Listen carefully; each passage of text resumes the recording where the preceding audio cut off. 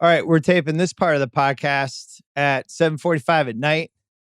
I made CC wait until after the debate. I have no thoughts about the debate other than that it was a low moment in American history. And I've just never seen anything worse in my life. And I don't think we should talk about it. What I did want to ask you, though, is if we reelected the MLB commissioner every 4 years and it was the same process as the presidency, what would people come at Manfred with? Who the opposing person who's trying to steal the commissioner job? What would be like the three things they would go at him with? Like length of the games, like how long the games are, like maybe like appealing to fans with, like how strict they are with shoes. In the NBA, you can wear whatever color shoes you want and all of that stuff. Guys have been crying about that for years, about wanting to show their personality, and they've kind of relifted that restriction the last couple of years with Players Weekend and stuff. And but it would definitely be. It would probably definitely be the length of the games, and probably the length of the schedule. I bet you somebody would run on like having a 140-game schedule, putting more teams in the playoffs like we do now, like we have this year, which was exciting, baseball, to see 16 teams in the playoffs and all the games today. So it would probably be something like that. I think they would also play the card of, we are losing to football and basketball. This used to be America's pastime. What happened? What's happened this century? But who can fix that, though? Like, who has the answer to how do you fix that? Because the games look the same on TV for the last 60 years. You know what I'm saying? Like, you can't change the angles. With the NFL, you got the camera going on the screen. They change all the angles. You can hear different things. With baseball, it's kind of the same shit. It's the same view of you see the runner at second base, maybe the shortstop, the pitcher, the catcher, and the hitter. You know what I'm saying? Like, what can you change to appeal to more fans? I mean, on TV anyway. Well, when you're running for office, you don't really have to elaborate on what you're going to do. You just have to call out what's wrong and then say, I'm going to fix that. And when I'm in charge, baseball will be the number one sport again. But not say how you're actually going to do it. Yeah. And it really doesn't happen, right? It would be funny to watch these commissioners have to fight. I mean, in the NFL, it would be the best, right? If Goodell had to fight to get his job back every 4 years, because Goodell would have been the easiest one to take his job. I think the biggest thing in the NFL what somebody can run on would just be guaranteed contracts, just to get the owners to agree on that. Shorter length of contracts, but just guarantee guys money, Yeah, the owners would be like, we're getting this person out of here. ASAP. So, as you know from me coming on your podcast, this has been a rough baseball season for me. They traded my favorite Red Sox player. Yes. The Red Sox tanked. I tried not to watch a lot of baseball, but I was in an AL Keeper fantasy league, so I knew a lot of, at least I was going to the American League. So then the playoffs start today. We had 4 games. It was really fun to have it back, I got to say. And I was looking at it, my strategy, and I was texting you about who I wanted to bet on, who I'll reveal in a second. My strategy was, this is going to be such a weird playoffs. The games in a row, the pitching, who the hell knows? Who knows if the arms are going to be You're going to have like somebody's 8th starter deciding an elimination game, all these things. And I just wanted offense. I wanted like good lineups and maybe a team that had 1 or 2 good starters, a couple good relievers, but more importantly, hitters that could just wear down a team over the course of the series. So I picked the White Sox. The White Sox were 14-1 to win the World Series, plus 650 to win the American League. But that was the type of team I thought would win. They did well today. So did the Yankees, who are another team like that. Do you agree with that theory to go with the bats? Yeah, I mean, I think so, just because of how many days you got to play in a row. I think, it's going to be whoever gets hot. And it's so many teams in that it can literally be anybody. I mean, the White Sox can run off 9-10 in a row. You run off 9-10 in a row right now, you got a parade at the end of the season. You know what I'm saying? Right. Like, so it's going to be fun to see who can actually do that. And I think, like you said, you're going to have some good pitching, but I think you're going to have to be able to create your own off days. With the schedule the way it is, playing every day, the White Sox need to go and close that series out tomorrow. The Yankees need to go and win that series tomorrow, give themselves an off day so that they, the relievers can get a day. And, because normally you play 2 games, day off, and then you got a game, maybe day off. So guys are getting more off days. So it's up to you. It's up to you now as a team to create those off days. Go out and try to win the series quick and get some days off to get some rest and maybe even bring your number one starter back earlier in the series if you can get some extra rest. Who else fits that profile? The Dodgers, obviously. Just how deep they are. Tampa. You like Tampa. I really like. I hate to say that because I am a Yankee, but Tampa's so deep and their pitching is so good. And people talk about their offense, but they always find a way to score runs. Yeah.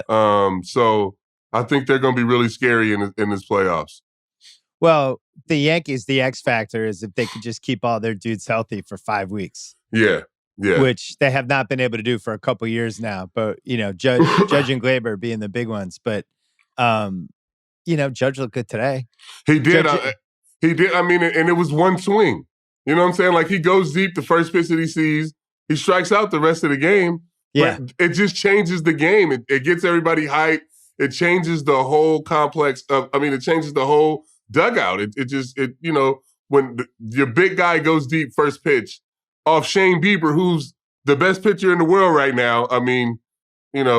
Besides our guy, I think, it just changes the way you feel about, playing on the road and playing a really good team in the Indians. You see, ace versus ace, probably the two best pitchers in the AL, unless you want to throw Maeda. And Cole kills him. Yeah. He head-to-head just whoops his ass. When you're on the team and that happens, and it's like our big gun against your big gun, and you knock out the other team's big gun, embarrass them, and then your guy shows up, what does that do? What are the next 24 hours like? You feel like it's over. You know what I'm saying? Especially just because the Indians were built on what Bieber did this year.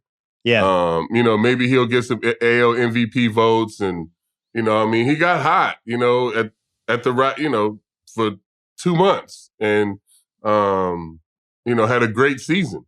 But I was a little worried about him coming into the start. You know what I'm saying? First playoff start, you're pitching against the Yankees. You're coming off the season that you've never had before.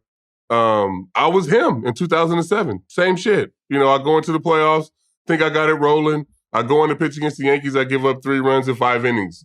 Wasn't a horrible start, but it just wasn't what we were used to seeing out of me. And I could tell, the guys were just like, damn, this, we were counting on C to go out there and like shove it, lock it down. We play great, and it just, sends you off on a different path. In basketball, the chasm between the regular season and the playoffs, the last, I would say 6-7 years, you really feel it. It's almost like whatever you're doing in the regular season, it doesn't sometimes have any correlation to the playoffs and all the things. And we've seen it with Milwaukee, we've seen it with Houston, all these different teams. Is that the case for pitchers? Is it different to pitch in the playoffs? Is it different for Cole in a game like today versus like if it was just some random game against Baltimore in August? Well, it's different for pitchers. You have to have that experience. You have to get out there and pitch in those games. It's very rare that a guy comes up in his first playoff start and, throws a no-hitter, Doc Holliday. But he was already seasoned, you know what I'm saying? Like I said, Shane Bieber, this is his first time having this Cy Young season. And it wasn't even a long season. Like, he got hot for 2 months. If we're in the regular season, he's just starting the All-Star game now. You know what I'm saying? Like, we don't even know if he can pitch down the stretch with that monkey of I got to win the Cy Young on my back. So, coming into this playoff start, we didn't know what we were going to get. And like I said, they were built on him pitching so well, it had to be deflating in that clubhouse to see the Yankees go out and score 12 or 13 runs or whatever they did today. After that same core, that core, Lindor, Santana, Ramirez, like they blew a 2-0 lead to us in 17, which is the same guys that just came in there and kicked in the front door right now in game 1. Right. For me, basically that series is over right now. You know what I'm saying? Who are you afraid of as somebody who bleeds that awful color that the Yankees are? You saying like another team that I'm afraid of? Yeah, you're the most afraid of Tampa, it seems like. Yeah, I am. Just because we play them all the time. That's like I said, that pitching's really good. They know how to beat us. And it's going to be, I think, 7-5, however long the series is, it's going to go all the way to the end. I do think that division baseball stuff does become a disadvantage for the better team after a while. I know with the Red Sox, they eventually became the only team that had any success whatsoever against Rivera, and it was because they were seeing him 20 to 25 times a year. Mm-hmm. And at some point, it's not like they were like crushing him, but it does help to see the same people over and over again. You know, same way like in basketball, it hurts the Rockets when somebody's playing them 7 times in 2 weeks and you just kind of get used to what they're doing. So I do think it evens it out a little bit. Yeah, I mean, and even I think, the series that they're playing with the Blue Jays is going to be close just because they play each other all the time. And the Blue Jays are comfortable going down to Tampa and they know how to, move around down there and things like that. So, that game was close today. It was, a 2-run homer away from, that game going to extra innings. So, and then the Blue Jays had runners on base and Grichuk hit a line drive. Adonis made a great play. So I think that series can end up going 3 games, to be honest, too, just because those teams play each other all the time and they're familiar with each other in the same division. Well, the worst loss was Minnesota. Yeah. Who, they gacked it. They had the force out. Guy blew it. Then they walk in the go-ahead run, the whole thing. But that was their 17th straight playoff loss, which somebody texted me that, and I was like, that can't be true. Man, and I contributed to a lot of those losses, but now I feel bad because my God. That's horrible. 17 straight playoff losses, man, from division series to, wild card games, everything. I mean, that's rough. And like you said today, I mean, I don't know what they need to do. The lineup's good, the pitching's good. Just one, ground ball away from, being up 1-0 against Houston. And like I told you, like I texted you earlier today, the last thing we need is Houston to start feeling good, because at the end of that game, you can see that dugout coming alive. I mean, if you watch them, just watching them play, they don't look like they're having any fun. Like, they're not smiling, they're not out there joking around. But at the end of that game, you can see them starting to come to life a little bit, and that'll be trouble for my Yankees or whoever else is in the playoffs right now if they start rolling, for sure. It's so funny. I noticed the same thing. Because when Brantley got that hit specifically, all of a sudden they showed the dugout for the first time. The guys looked like they were in the baseball playoffs and that they were excited and pulling for each other. But my biggest revelation of the day, other than just not only betting on the White Sox, but just how fun it was to watch him go through that lineup where it's like every guy is at least decent, one after the other. It was so much fun to root against Houston. It really is like, I never thought I would reach the point in my life where I would root against a team more than the Yankees. And I'm not positive I'm there. But if Houston plays the Yankees in a series, I honestly don't know who I'm going to root for. You have to go with the Yankees, right? But do I know? Like, I don't know if it's in me fundamentally. It'd be like rooting for the Lakers. But that friggin' Astros team, and Altuve was up, and I was like, oh, please let him strike out. It's so funny if he doesn't come through here. And we could just make garbage can jokes, the whole thing. And then he drew a walk. Yeah, he drew a walk. But yeah, they're getting a free pass, because if it were the playoffs, like, imagine them coming into Yankee Stadium, what the fans would be doing to them in October. Yeah, I mean, that would be brutal. Yeah, during the season too. I mean, just not having to make trips. I mean, even going to Oakland. Oakland's a tough place to play. Those fans are rough. So yeah, I mean, just them not having any fans around at all, and they still really didn't have a good year. So we'll see what happens next year when we get the fans back in the parks. Well, they had it, they weren't able to bang on garbage cans this year. They didn't know it was coming. Once you realize. So you like the Dodgers in the NL. Do you have any other team? Because I've been looking at the Padres. I didn't love the odds for them, but they do fit the profile, right? They have 3 really good hitters, couple good pitchers. It would be kind of funny if they ended up crossing paths with the Dodgers. Yeah. They're like the ugly stepbrother of Southern California baseball. And is it them? Is it somebody else? Who do you like? I like the Padres. I just don't know if they have enough pitching, man. Their bullpen is really good. But with Clevenger being hurt, I just don't know if they'll be able to swing enough. I mean, to pitch enough to be able to. I mean, obviously they're gonna score runs, but I just don't know if they'll be able to pitch enough. I told you this earlier. Oddly enough, I like the Cardinals. They always find a way to win in these weird situations. You know, they had all the COVID stuff going on early in the year. They shouldn't even be in this position. They shouldn't even made the playoffs with everything that they had going on. And they're still here. You got Wainwright, you got Flaherty, you got Yachty, who's been there, you got Dex, who's a world champion, and it's the Cardinals. You know what I'm saying? Like their organization, they know how to win. So I wouldn't be surprised if they made a deep run into this playoffs, man. It really depends on this wild card series because they play the Padres, starting tomorrow. And the Dodgers, they're like prohibitive favorites, and I'm just not sure anybody should be prohibitive favorites. With how goofy this whole system's going to be, I don't. They're just so deep, though. Yeah, and so good, and Mookie's locked in, and obviously he's done it for a long time, and they've made deep playoff runs, and he may just be the piece they need to get them over the top. I might buy the Mookie T-shirt jersey to support him. Last couple rounds. I got the jersey. Might. I bought the jersey, man. I just love that guy. I would love it if he won. I would love it if he won and stuck it to the Red Sox. Although I gotta say, now that I know next year's coming, and I won't be as mad about the trade, and it turned out great for Mookie. But Verdugo was good. Yeah, he is good. He's a good player. Like the guys that got in that trade, it wasn't a disaster. It doesn't defend trading a generational superstar. I'll never defend that. But at least the trade itself, it wasn't like some of these trades when you trade somebody and you just get a bunch of bums back. Like when we got Pedro from Montreal, and I think we gave up Tony Armas and Carl Pavano and for whatever. It was like 20 cents on the dollar. We got the greatest pitcher of all time. And they didn't get like an all-star out of it. So it wasn't, I think the trade was a little better than that, but it would be fun to see him in the mix. For you, what would be the most fun thing about this super weird bubble situation with 28-man teams and everybody chipping in? Just like, let's say it's older version of you when you're more of a leader. What were the kind of stuff you would be concentrating on over these next 5 weeks? Just making sure that we all kind of locked in. I mean, especially during the playoffs, you own business trips.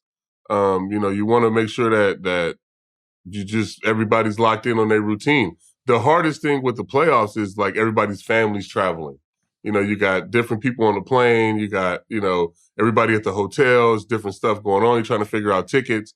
So that gets a little hard. But as a vet, you just want to make sure everybody's locked into their routine. Everybody's feeling good. Everybody's, got all their stuff locked down so that they can just go out and concentrate on playing baseball.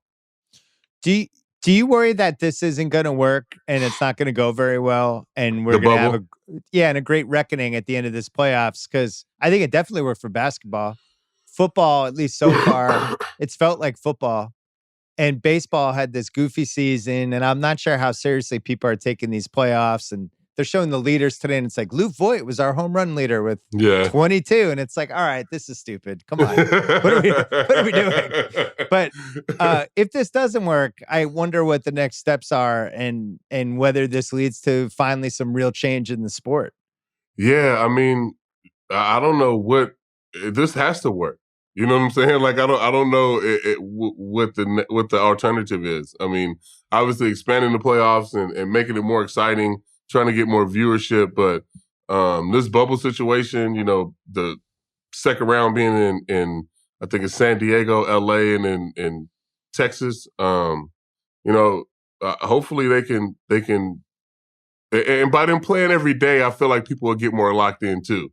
Yeah. You know what I'm saying? People, if it's every day, people will be more excited about, the Yankees playing every day or the Padres playing every day and, them getting to see their team. So, hopefully this drive more viewership to the sport and get more people back excited about the game. I don't know what you do long term. Would you want to see the playoffs expanded like this? If we play 162 games, would you want to see 16 teams get in? Like, teams under 500 and you know what I'm saying? Like, what are we going to do about the playoffs going forward? I would not have more than like 140 games, which I know is a no-go because of all the money they make from the attendance. But I just think this season's too long. Like, Here's the thing. Things change. Think about how different the world is since it was in 2000. Yeah. When you had dial-in internet and all the other hundred cajillion, we had no social media yet. And things evolve, things change, things get faster. And at some point you got to adapt a little bit. And I feel the same way about basketball. Like even these stupid reviews that they're having every playoff game, they don't work. They slow the game down. It makes the ending just fucking disjointed. And I don't really understand the upside at all.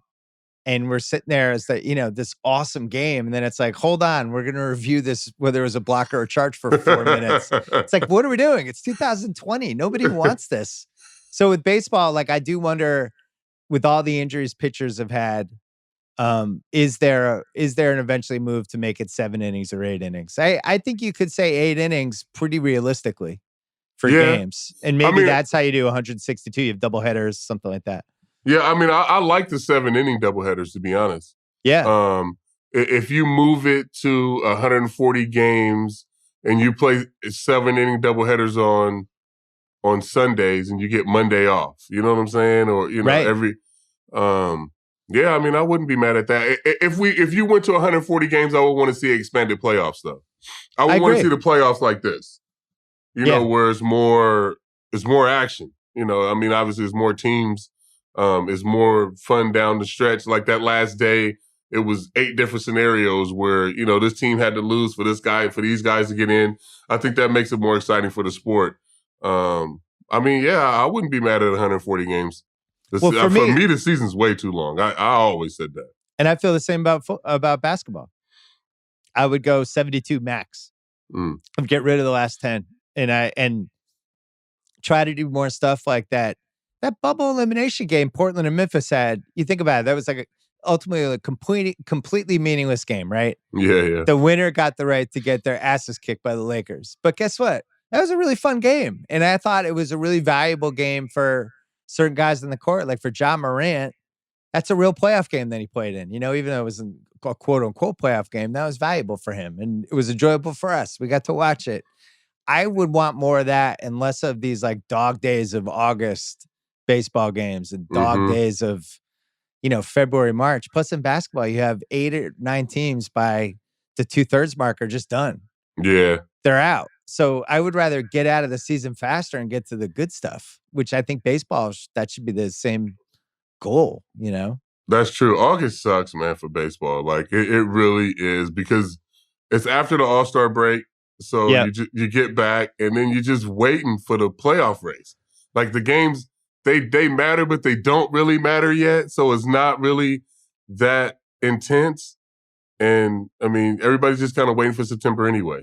And from a weather standpoint, it's a weird period. It's so hot. It sucks. Well, yeah, it's so hot, but then you get to October and you have the most meaningful games anyone's playing, and it's in some cases it's freezing cold. Yeah, and it's like, why would we do it that way? For me though, I always that was for me to turn it back on. Like beginning of the year, it's gonna be cold. You heat up during the summer, get your numbers, and then we put the sleeves back on when it's time to go to work. So you liked it. I really enjoyed the weather change and pitching in October, back in the cold weather. I really did. I don't know. It was a weird thing. It was just almost like I'm going to work now. You know what I'm saying? Like this is what I'm here for. And, you put on those sleeves. It's football weather. Go out and play. It's bizarre for the fans, I'll tell you that much. I've been to a lot of big Red Sox games where it was just freezing cold. And like in the 2018 World Series, we're all wearing sweatshirts and those hats with the flaps for your ears and mittens. We're like, okay. Meanwhile, we can barely make noise because everybody's hands are covered. Everybody's just drunk because they're freezing. Yeah. And it's like, this is kind of fun. But at the same time, these are the biggest games of the year. I'm trying to think what 2010, we played Texas. And it's the playoffs now. So I'm thinking it's like cold weather.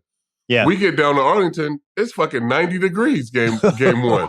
I was on the mound dying. Oh I hadn't pitched in that weather in 6-8 weeks. You know what I'm saying? Right. And I remember just getting out there holy shit, this is gonna be rough because I was not ready for the hot weather in October. That was definitely that threw me off for sure. So you have Tampa Dodgers as your safe pick, and Cardinals. Yankees Dodgers is your safe. Yankees pick. Dodgers is my safe, and Tampa Cardinals is your wacky one. Yeah. Okay. Tampa Cardinals. I mean, we could see that though. Like that'd be. I mean, that could easily happen. The most fun for the league would be Yankees Dodgers. Yeah, for sure. I would imagine. The most fun for the league anytime would be Yankees Dodgers, though. You know, that's great. And that's what I feel like we got robbed of at 17 as Yankee Dodgers, because that would have been a classic. That would have been good. 17 was that was the year the Astros cheated. Oh no, that was they cheated for 3 years in a row. My bad. Well, but that started it. Let's talk basketball really quick. Your guy LeBron, he could smell it now. Yeah. He's 4 wins away. It's over. It's been set up perfectly for him. I picked Miami at 6 earlier in this podcast. I think they win in 6. I love the matchup for them.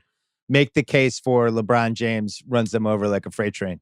Everybody keeps telling me that they like Miami in this matchup, and because they're good. I don't see it at all, and especially when you get down to like this, when it's just you in the finals and it's LeBron, and like Jimmy Butler said, it's like this is like the final test. He's like the final boss. Like if you want to win a championship, you got to go through this, man. And the way he's playing right now, you know, ending the game with those last 6 buckets at the end of the game against the Nuggets. Denver. Yeah. He's healthy. AD's playing well. Rondo's locked in. I just don't see. I don't see this going past 5 games. See, what you're saying right now is why Miami's going to win, because it's a whole team with chip on their shoulder guys.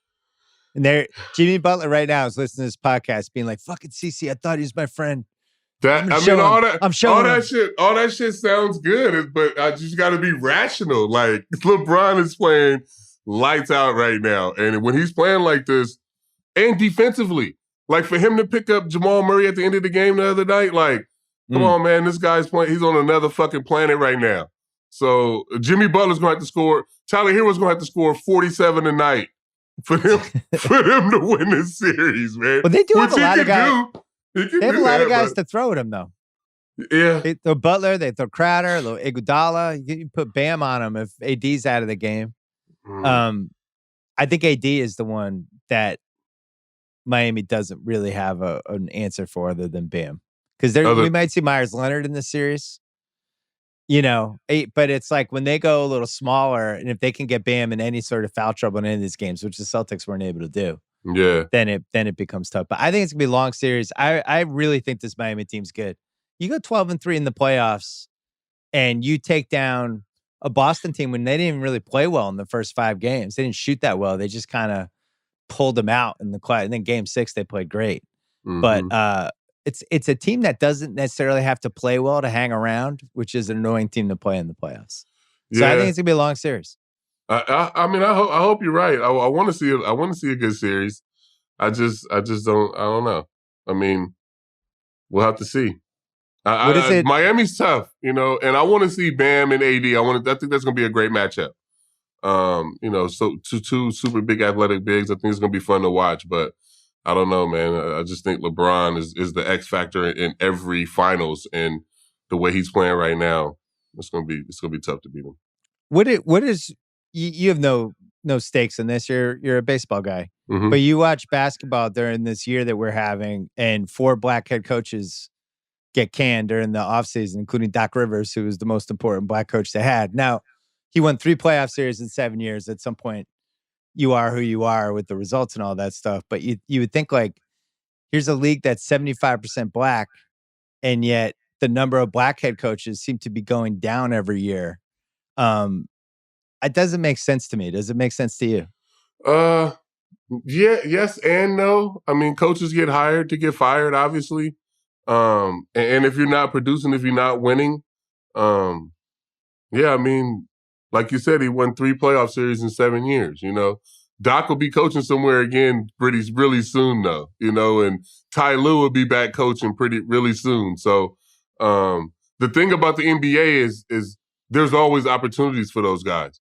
I feel like in the other leagues, baseball, I mean, you get Dusty Baker, get his name thrown in there all the time because he's a great manager, but other than that, there's not that many opportunities out there. NFL, a guy will get an interview and you hear about, Eric Bieniemy is supposed to be the next great head coach. He's the offensive coordinator for the Chiefs, but, he'll get a token interview and then they'll hire somebody else. In the NBA, those jobs come back around all the time where these guys will get rehired. And, like I said, Doc will be coaching somewhere. Ty Lue will be coaching somewhere. Jay Kidd will be coaching soon. So there's always those opportunities in the NBA for those guys. I think Doc's going to end up in Philly. I don't know what the Clippers are going to do. I was told today they are figuring it out. I thought when they got rid of Doc, they had somebody already figured out. Yeah. I don't think they do. I think they're trying to figure it out. I think they need to figure it out. I mean, I'm not mad at them moving on from Doc. I'm not either. It was a tough year to do it, though. And I do think, like, what he meant in the league and to other coaches, I think him and Popovich are the two guys out of all the coaches. And so he kind of needs to be on another team. So hopefully he will be. There's like 6 openings still. So you think he'll be able to help? I don't think anybody can help Philly. Like I don't think Philly can be helped. I think you gotta get those two away from each other. Like that shit is never gonna work. That's how I feel too. But it would have been a fun Phil Jackson 25 years ago experiment, right? This is the kind of thing Phil Jackson would have lived for. It'd be like, I can make this work. I just read the Shaq Kobe book that Jeff Pearlman wrote. I mean, I knew all this stuff. I just hadn't thought about it in a while, like just how bad it was for those two guys. Yeah, those two were bad. And Phil Jackson made it work, but it was really week to week where you're not like in baseball. I'm sure you were on teams where 2 guys didn't like each other, but in basketball, when your 2 best guys don't like each other, it's really hard to rebound from that. In baseball, you can be like, all right, we can figure this out. Yeah. Basketball, you can't. You're kind of a prisoner of the. Well, especially when it's Kobe and Shaq. You know what I'm saying? Like these are not just 2 of the best. These are not just 2 best players on your team. These 2 are the best players ever to play. Right. And if they can't get along, then obviously it's going to split the team down the middle. It's going to be guys that agree with Shaq. It's going to be guys that agree with Kobe. It just seemed like their beef was always about like. I feel like if Shaq worked as hard as Kobe, they wouldn't have had no beef. That's that. You know what I'm saying? Like if the work ethic was there, I feel like Kobe would have just left everything alone. So I think that was what happened. That the end part, the last third, what I didn't realize with the book was the initial part that got them off the wrong foot was Kobe came in kind of like, this is my team now. And Shaq was one of the biggest stars in the league. He's like, who the fuck are you? You're 19. You're not even starting yet. What are you doing? And just from the get-go, there was this territory pull. Were you ever on a team where 2 of the stars, you don't have to say who the stars were, it would be fun if you did, but were you ever on a team where 2 stars had a territory battle like that? No, not like that. Not at all. I mean, on those early Indians teams, it was 2 of the bigger guys kind of had a thing, but it wasn't anything where, outside looking in, you can notice. You know what I'm saying? Right. Like it was just something small. And like you said, in baseball, it's not like hoop where you depend on somebody else. Baseball is like an individual team sport, if that makes sense, where if I just do my job, show up and do my part, like fuck everything else. Like I can navigate it. But in basketball, like you need somebody to pass you the ball. You need guys to help you on defense. Like you need other things. You need your teammates more in hoop, I feel like. When I was a kid, I used to read like every sports book. I was just like a maniac. And Sparky Lau wrote that book, The Bronx Zoo. It was like this tell-all behind the scenes about the Yankees. I think it was the 77 team, maybe the 78 team. And they had an excerpt of it in Sport Magazine. And it was all like just what a dick Reggie Jackson was. And Thurman Munson and Reggie Jackson almost fighting in the locker room. I remember reading it and like, honestly, my head almost exploded. I was like, these guys are like my baseball cards and just guys I'm watching on TV. And I idolized Fred Lynn and I had no idea like they would ever have any kind of tension at all. Any kind of beef. You're like, what? He called him a fucking asshole? Like, I just had like a stroke. I love because I'm close with Gator. So I love hearing Gator stories. I honestly feel like I probably should have played on those teams. Like, you would have loved it. I'm a 70s baseball player for sure. And I definitely should have played on those teams. Just hearing Gator and like Reggie, and I didn't know Thurman gave Reggie Mr. October. He was the one that gave him that name. Right. After a game, he was like, I guess they wanted to come talk to him after a game, and Thurman didn't feel like it because they always went to him because he's a captain. And I guess Reggie had a good game. It was like October 1st or 2nd. He was like, I don't know. He was like, he said, I didn't have a good game. Go talk to Mr. October down there. And it like stuck. I had no idea that he was the one that named him that. It's funny because that's still the craziest team just to follow from afar, I think, of my lifetime. And it's a team that if all that stuff was happening now in this era that we're in, people would have a stroke. But you had, because not only did you have all the personalities on the team, but then you had this Billy Martin Steinbrenner. Steinbrenner was basically Trump before Trump. He was like Trump in training wheels. Just him and Billy Martin. And Billy Martin was just this crazy drunk. He ended up fighting one of his players once. And nobody ever did the right, like, awesome documentary about that. People tried, did different things. But the Bronx is Burning was good, though. The book was great. Yeah. The show they did on ESPN, though, it was pretty good. You like that? Yeah, I did. I mean, because I didn't know, I never read the book, and I didn't know anything else. You know, I didn't know anything else other than just watching that. So, like, talking to Mickey Rivers and talking to Gator and all those dudes, they was like, yeah, I mean, that was pretty accurate. Like, they didn't show a lot of the crazy shit that we did, but they showed, they showed enough of it. So, I mean, what was the craziest team of your whole era? You mean that I played with, or just that I heard? Some of those Tiger teams with like Dimitri Young and Robert Fick and Bobby Higginson, Jared Weaver. Those dudes were wild, bro. Those dudes, they had some wild teams. Those are probably the more legendary teams that I heard about. Really? Like wild, like they were arguing in the clubhouse, or they were partying, or what were they doing? Partying, like just off the field. Off the field. On the field, like fighting and stuff like that. I'm trying to think. Because I remember there was a Red Sox team the year we had Carl Everett. And what was that? 2000? I think it was 2000. No, 2000. Oh, 2000. And it was just like one of those years everything went wrong. And I was actually at the game when Carl Everett headbutted the umpire. Yeah, I remember that. Which was a weird vibe in the crowd. It was kind of one of those, oh no. Did he? You saw that too, right? That was a headbutt, right? It was like really, really crazy. But so we've had like kind of like depressing, dark Red Sox teams, but I don't ever remember having like a crazy. I guess the closest were the 03-04 teams, which were really fun teams. But they were fun teams though. Yeah, I mean with Johnny and Millar. Fun, controversial. Yeah. And then, so I played with Trot in 07, the year when he came to Cleveland. And I feel like that team was kind of like took on his personality. We were wild and we were young. We were really good. But I never really played on any like crazy teams or it really even had, I've only seen like teammates fight a couple times. You know what I'm saying? Like for the most part, been playing on some pretty good teams. Before we go, football. I know you're watching. Yes. You're like me. You're watching everything. I'm watching everything. Sunday football has been fantastic. What's jumped out to you the most? What have you enjoyed as a fan? All of it really. The lack of tackling has been crazy just because the guys ain't played preseason. It's been a fucking joke. How about that Kamara touchdown? Oh my! It's like watching Big Ten or like a college football. It's like these guys cannot tackle. But I mean, it's been fun to watch, just up and down. But another thing too is like we talked about this earlier on my pod with Russell Wilson. He's having a great season. He's a great player. But like I'm tired of hearing about he didn't have an MVP vote and all that shit.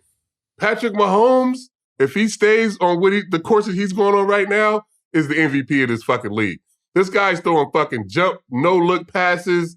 Like, the level of, like, the talent in his play and where he's at right now, like, I understand Russ never got an MVP vote, but Patrick Mahomes is, like, another fucking, he's on another planet, man.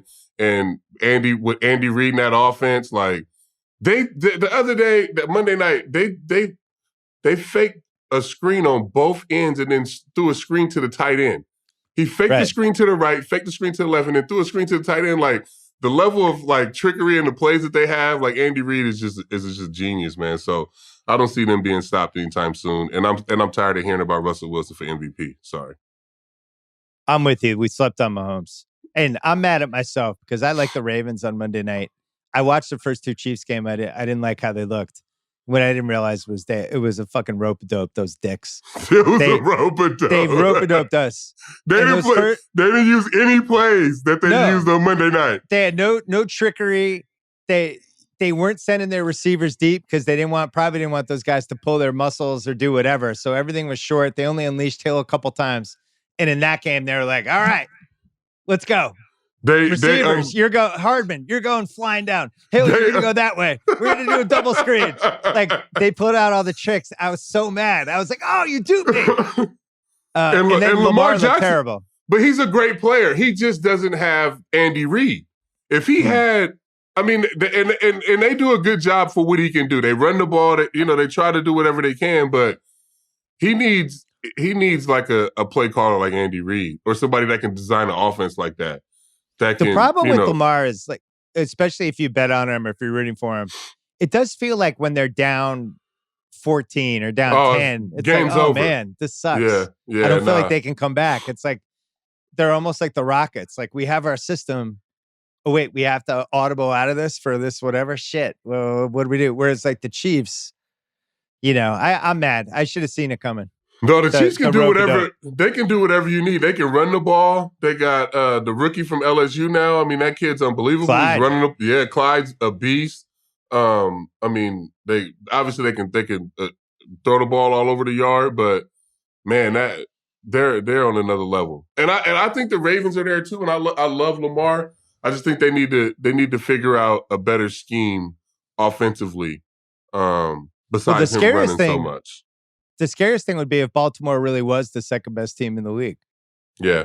And then Kansas City just destroyed them. It's probably a bad sign for the season. And for my Raiders, too. Oh, yeah. Well, you had some bad luck in that game. You had a couple of dumb injuries. You had a bad fumble at one point. That was a bad fumble. With all that said, I don't think Gruden totally trusts your QB.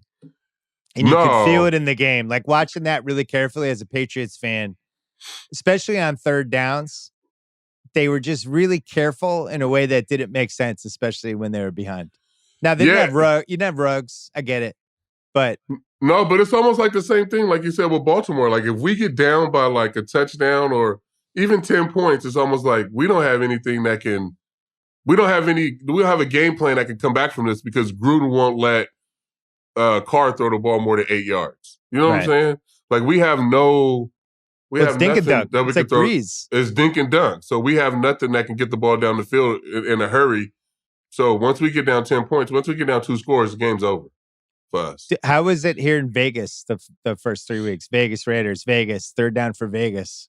You know what? I'm used to it. I got used to it. Long as, like I said, it's the Raiders and same colors, and I'm never gonna go anywhere. So I'm used to it. I'm excited, man. I can't wait to get to the stadium and like get to Vegas and like be a part of like all the culture and shit. I'm so into it. Like I'm such a huge fan that I just can't wait to like be around everything. I'm excited for it. Part of me wonders if they should have said Nevada Raiders instead of Vegas Raiders. Nevada Raiders sounds kind of, I don't know, more sinister. Yeah. It's like the Nevada Raiders are coming. Nevada Raiders. Look out for these guys. They have some good players, though. I mean, I thought the Mac trade was the dumbest trade in a while. And the guys they got out of it, you can't argue with it. Like, they got Josh Jacobs out of the trade. He's fantastic. Yeah, he is. So, but I still, it's still rough to trade Khalil Mack at that time. I mean, I would hope so. Yeah, but, we got Crosby now. The defense is getting better. Jonathan Abrams is good. Arnett, I really like. That's something that we haven't had in a long time is a good defense or, guys that can get off the field on third down. We didn't do it good on Sunday, but the first 2 weeks we did a good job of that. And I was, something I'm proud of as a Raider fan because we never see that ever. Well, there's going to be, at least with the extra playoff team, there will be a 9-7 playoff team. So they have a chance. For sure. So we'll see. Sure. All right. Worst of luck to your Yankees. Unless they play the Astros. I enjoyed my annoying text during the playoffs and listen to R2C2. What are you doing, Thursdays? We are Thursday, every Thursday. All right. And we'll bring you back on at some point. But worst of luck unless you're playing the Astros. Good to see you. Thanks.